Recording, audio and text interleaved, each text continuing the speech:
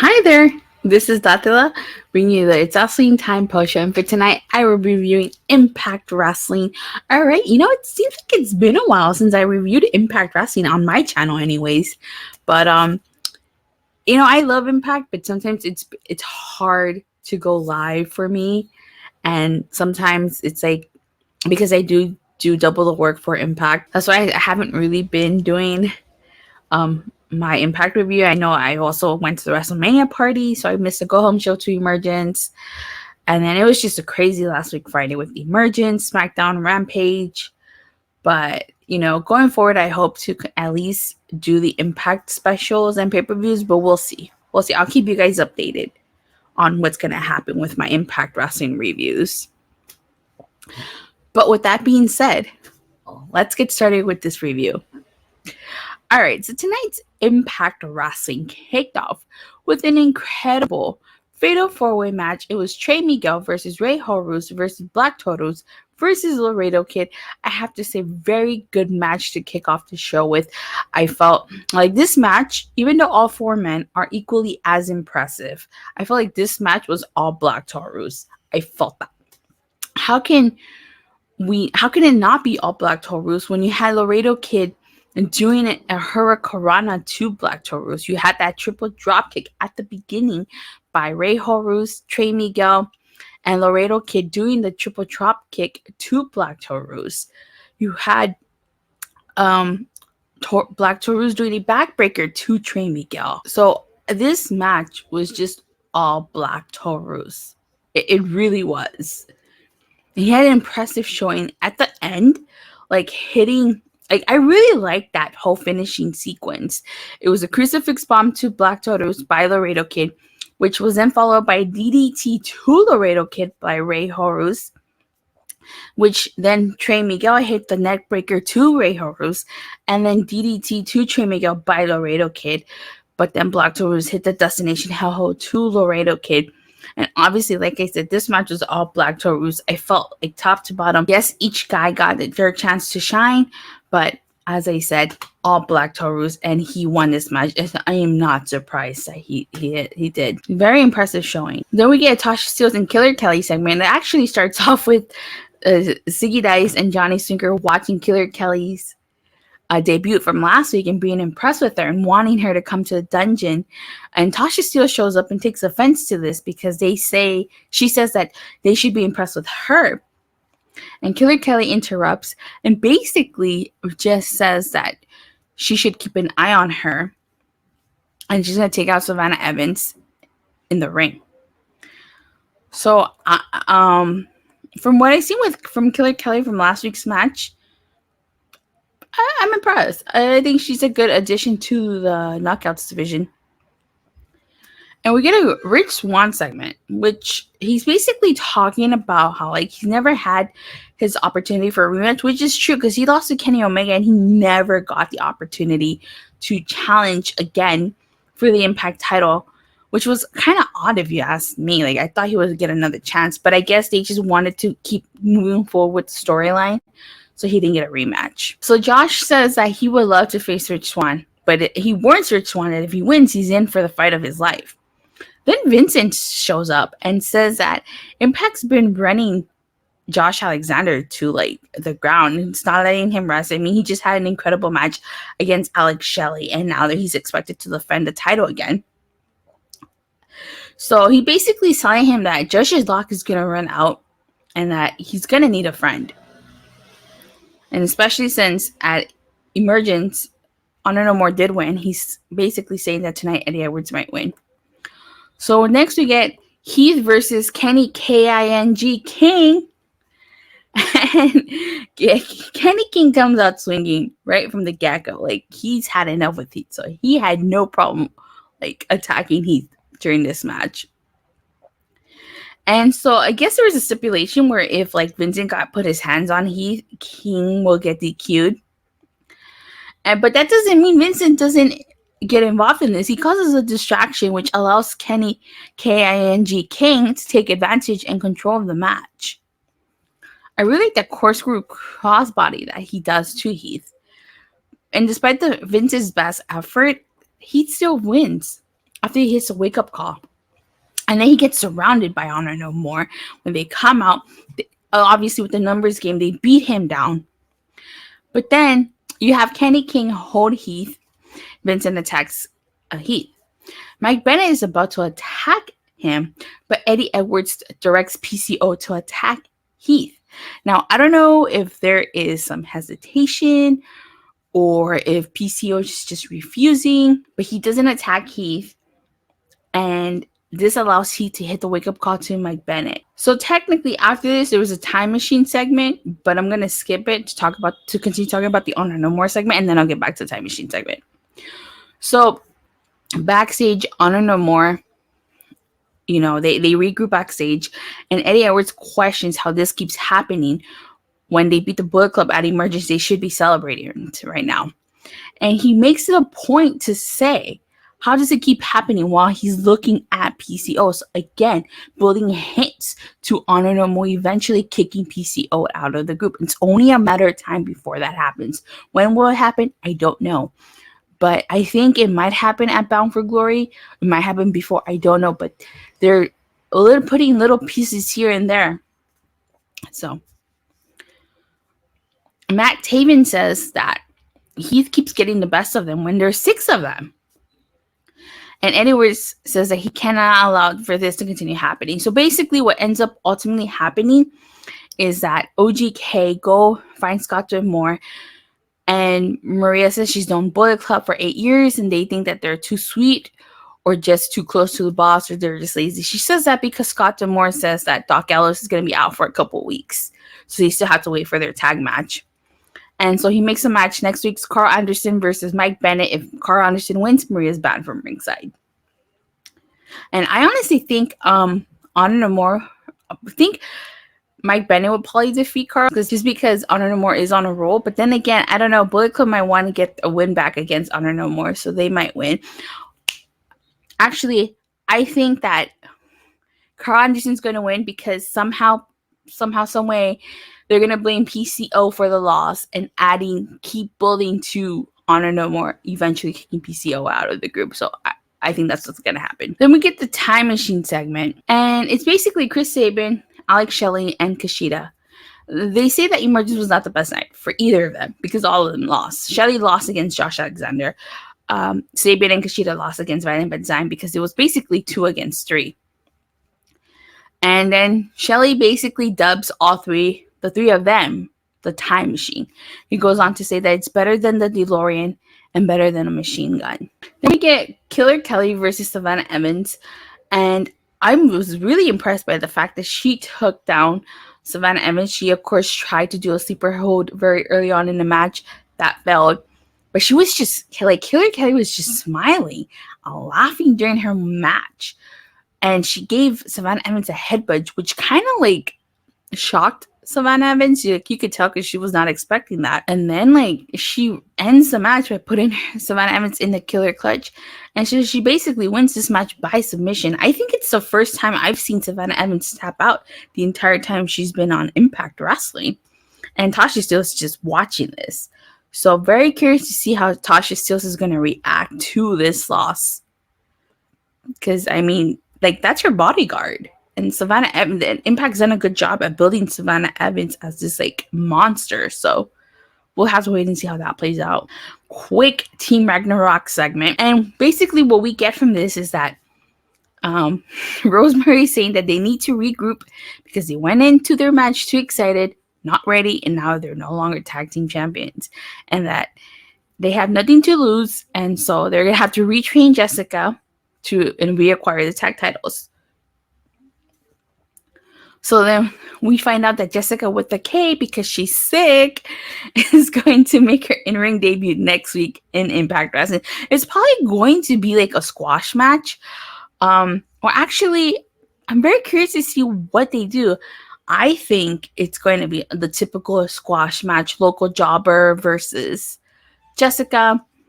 Unless, I don't know if they're trying to make her out. I don't think they're trying to make her out to be a monster. So it might be a local jobber. But I don't know. I'm very curious to see how they're going to do this. So, because this isn't Havoc. This isn't the monster, the beast Havoc. This is Jessica with a K. So, we gotta wait and see. I'm actually very excited to see what they do. Then we get a Jordynne Grace segment. And the thing I like about this is that Mia Yim has earned her respect, and that she's basically going to defend her title against anybody. And Masha's at the top of that list. And if you guys recall, Masha did hand Jordynne Grace that envelope with her picture in the X. So she's the next one. But before she could go on and say anything else, she's interrupted by Vex, who tell her that nobody likes her. And that's why she was the shortest reigning tag team champion. Mia Yim shows up and costs Vex Ren and Stimpy, which I thought was hilarious. Is that 90s cartoon, Ren and Stimpy, in case nobody has heard of it or hasn't seen it. And that Mia Yim says she will gladly stand by Jordynne Grace to challenge Vex for the tag titles. And so she shakes Jordynne Grace's hand. Vex is so going to win. I mean, don't get me wrong or anything. Like, Vex is going to retain those titles. I have no doubt. No doubt at all. Then we get the incredible X Division Championship match. It's Speedball Mike Bailey versus Chris Bay. And honestly, I had to say, like, I enjoyed this match. Sucks Chris Bay lost. But Mike Bailey always does impressive, man. Like, both him and Chris Bay. Like, Mike Bailey and Chris Bay just put on a banger of a match. And, like, both men had equal chance to shine. Like, we know what Chris Bay can do. We know what Mike Bailey can do. And they delivered a really awesome match. Mike Bailey is victorious. And it sucks because, like, I feel like Chris Bay loses a lot. And I feel like when he's with the Bullet Club, he's always the one taking the pin. So I really hope that changes for Chris Bay. But commentary does make note of the fact that the most successful defenses for the X Division title actually belongs to Christopher Daniels with 13 in 6 months. So I don't know if Mike Bailey as X Division champion is at 13 or is close to 13, but I think he's going to surpass Christopher Daniels with those 13 title defenses. And I want to see who's next in line for Speedball Mike Bailey. Alrighty, so we find out backstage that Bhupinder Gunhar is not done with Brian Myers. He's mad because the reason why Brian Myers is still digital media champion is because he basically cheated in his match, sending Bhupinder Gunhar shoulder first into exposed turnbuckle and then grabbing a handful of ties to pin him. So in the main event, we had the 6-man elimination match to determine Josh Alexander's new number 1 contender. It was Sami Callihan versus Eddie Edwards versus Moose versus Steve Maclin versus Rich Swann versus Bandido. And the only way to win, or actually you're eliminated by pinfall, submission, countout, or disqualification, and 2 men must be in the ring at the same time. And before the match even starts, like, I really like the fact that you could see like Bandido dancing to Rich Swann's music. All right. So obviously Bandido and Rich Swann, because they took the match off, they shake hands. And now impressive showing by both Rich Swann and Bandido. Both men had the same idea and they drop kick each other and they get up at the same time. So I like that they intertwined this match with the current feud between Sami Callihan, Moose, and Steve Maclin. I mean, Moose tagged himself in, then, you know, Steve Maclin tagged in, and they were basically tagging back and forth to try to take out Sami Callihan. And of course, Steve Maclin with a thumb to the eye to Sami Callihan, and then Moose tags himself in and spears Sami Callihan, so Moose eliminates Sami Callihan by pinfall. But then Steve Maclin rolls Moose up and eliminates him by pinfall.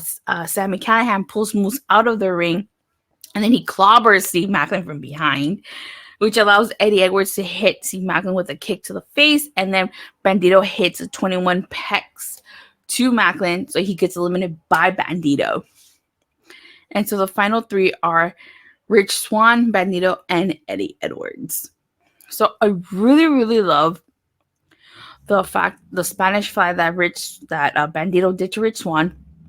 I love that Bandido did a color to Rich Swann, and then Rich Swann threw it right back at Bandido. Now, the way that Bandido gets eliminated, Rich Swann hits his Phoenix Splash, Then Eddie Edwards grabs Rich Swann, throws him shoulder first into the middle turnbuckle, and he hits Bandido with the Boston Knee Party. So Eddie Edwards takes credit for eliminating Bandido by pinfall. Eddie Edwards grabs Kenny the kendo stick, hits Rich Swann while the ref has his back turned. That's not enough. Rich Swann kicks out. Hits the Blue Thunder Bomb, and then a Boston Knee Party. Not enough. Rich Swann still kicks out. Then at the end, he does the Die Hard Driver to Rich Swann. Eddie Edwards is victorious. I don't know more comes out to celebrate Eddie Edwards, including PCO. And that is how Impact goes off the air. Now, I have to say, I'm not surprised Eddie Edwards won this match at all. If you have been keeping up with Impact Wrestling for the last couple months, you would know they were building to this match, to this moment. I'm going to have to rewind a little bit, so bear with me.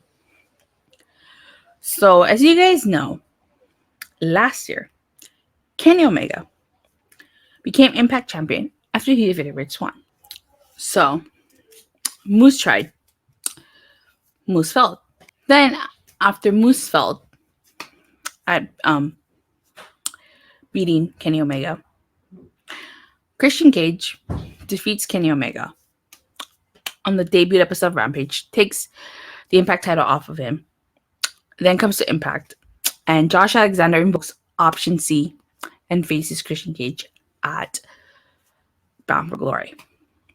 Now, Eddie Edwards ends up turning heel at No Surrender. He was on Team Impact, he turned on Team Impact and aligned himself with Honor No More. His whole reasoning for turning on Team Impact was because in his eyes, Impact Wrestling turned their backs on him because he was not given the opportunity to bring the title back home to Impact. He was not given that opportunity at all. And he was mad that Josh Alexander basically jumped him in line, got the opportunity, and faced Christian Cage. So, a couple weeks ago, there was an interaction backstage between Eddie Edwards and Josh Alexander. And so I really, really like the fact that it's going to be at Bound for Glory, Josh Alexander versus Eddie Edwards. And it's interesting because that's the pay-per-view where Josh Alexander not only won the Impact title, but also lost it at the same night to Moose. And it's very curious to see if Josh Alexander is going to topple Eddie Edwards or if Eddie Edwards is going to become Impact Champion. To me, it makes sense that it was Eddie Edwards. They've been hinting at this feud and been building towards it since Eddie Edwards' heel turn. And he was going to be Josh Alexander's next opponent no matter what was going to happen. Although I'm kind of surprised, I'm not going to lie to you, that they did it this quickly. I was expecting that maybe at Victory Road, this match would have happened at Victory Road, and then we would have the build. But no, I guess the build's going to probably start next week. I mean, actually, technically, when you think about it, it's been building. Because like I said, Eddie Edwards' whole reasoning for turning heel was that he didn't get that opportunity. So, I cannot wait. Honestly, I cannot wait. Because I wonder, is PCO going to cost Eddie Edwards a match? Is Eddie Edwards going to finally be champion again? I don't know, and it's exciting. But what do you guys think? How do you guys feel about Eddie Edwards challenging Josh Alexander? How do you guys feel about Eddie Edwards being Josh Alexander's next opponent? Like, are you guys excited? Or did you guys have somebody else in mind to be Josh Alexander's opponent? Let me know in the comment section down below. I'm not gonna lie to you, I kind of wanted Steve Maclin to face Josh Alexander at some point. I don't know if that's gonna still be in the cards. In order for that to still be in the cards, he would have to beat Eddie Edwards. I don't know. So, but we'll see. We will see. But with that being said, you guys, thank you guys all so much for watching and for your continuous support. Please don't forget to like and subscribe. Make sure you hit that bell so you get notified whenever I go live or release a new video. And I'll see you guys tomorrow after AEW Rampage. Bye. And may the power protect each and every one of you. Bye.